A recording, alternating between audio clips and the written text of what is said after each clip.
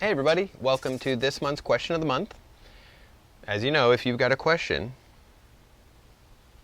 you can have me answer it by going to yoganatomy.com/myquestion. This month's question comes from Amelia G. Hi David, I have a question about the shoulder joint in prasarita padottanasana C. My favorite shoulder joint posture.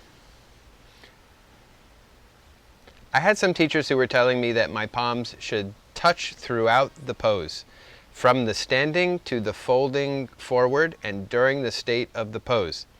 It's quite easy doing it while standing, but as I fold forward, I feel that my shoulder blades are blocking the way. Therefore, it feels more comfortable setting my palms apart with the fingers intertwined. I was wondering what exactly is happening in the shoulder joint during this posture. What facilitates or restricts the palms to touch while folding forward, and is it even a relevant instruction for this posture? Thanks in advance. Really good question, Amelia. I'm not sure, and my little comment about my favorite shoulder posture kind of thing is, it's a little bit of a pet peeve for me.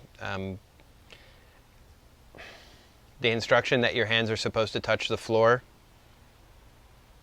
or the adjustments that bring people's hands to the floor, I would say are all a little bit suspect.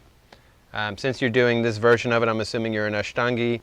And if you look in the books of even Sharat doing prasarita C, you'll see that his hands are not touching the floor. Sure, it's a worthy goal. I don't think that's particularly, like most postures, we have some intention in mind, some, not goal as a final destination, but an ideal version of it that we're trying to move towards.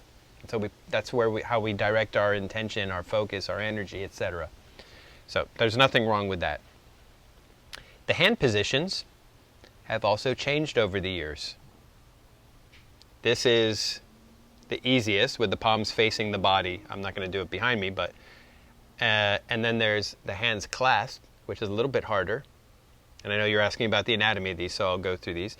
And then the final one is when you rotate and you go this way, which would be the hardest. There's a couple things to keep in mind. One, there is variety in shoulder joints and in flexibility, both in terms of the musculature itself, as well as the shape of the socket, the way the bump on the end, the acromion comes out, and how the humerus meets all of that. Okay, there's that. And then of course there's the shoulder blades, which are also functional, they move. So, when we take our hands behind our back, we're doing an internal rotation. The humerus is rotating internally for our hand to go behind our back. And then you have degrees of that rotation, as well as the tension that is placed. Some of it on biceps, believe it or not, the biceps tendon, right? It's a flexor of the shoulder joint. We know it for bending the elbow, of course, but it's a flexor of the shoulder joint.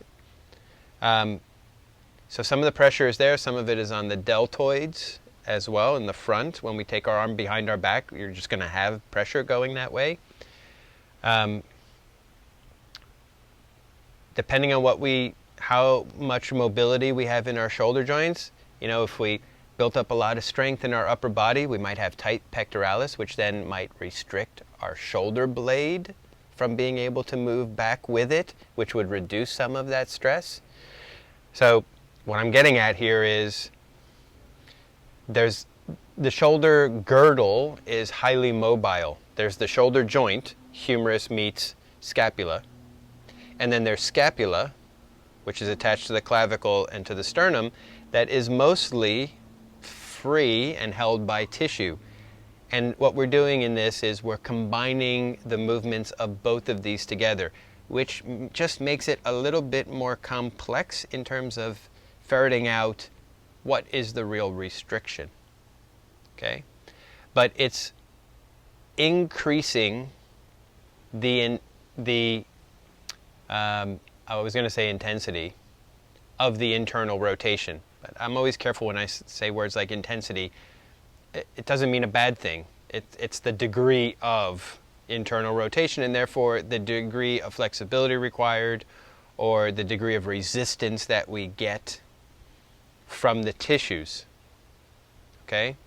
So when you start folding forward, and this is one of the bigger parts of your folding forward where you say your shoulder blades are blocking, as we round forward, it tends to bring our shoulders forward, and so it's difficult to be rounded forward, and particularly pay attention to whether or not you're rounding, how much you're rounding your spine in a posture like prasarita, right? Because the other goal that everybody seems to have is that you should touch your head to the floor. So you should touch your head to the floor, and then you should bring your hands to the floor, and you combine those two together, and you end up with a rounded spine, which then, as you do this, it's harder to do this at the same time. I mean, you could just try it sitting there, you know, round this, and then try to pull this back versus sitting up tall, and then doing this. So that's usually where that feeling of the shoulder blades being blocked comes from in this pose. That's me not watching you, not seeing how you're doing it, but that's a generality. I look at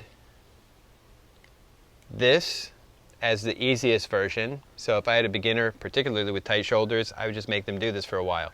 And then I would move them on to this one, right? It's going to reduce the space between the shoulders, and it's going to put more pressure on the front of the shoulder, which the idea is to open tissues. So there's nothing wrong with any of these.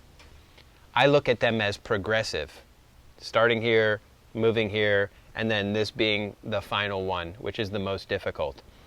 Which my personal theory is, because it used to be like this and like this, look at the pictures, look at the old pictures, and then it turned into this one. Too many people were putting their hands on the floor, so they made it progressively more difficult. That's my sense of it. Oh, you can do that and easily touch the floor? Oh, try this way. Oh, you can do that and touch the floor? Okay, then try this one. And then there's nothing left to do after that. Okay, they're just variations. All right.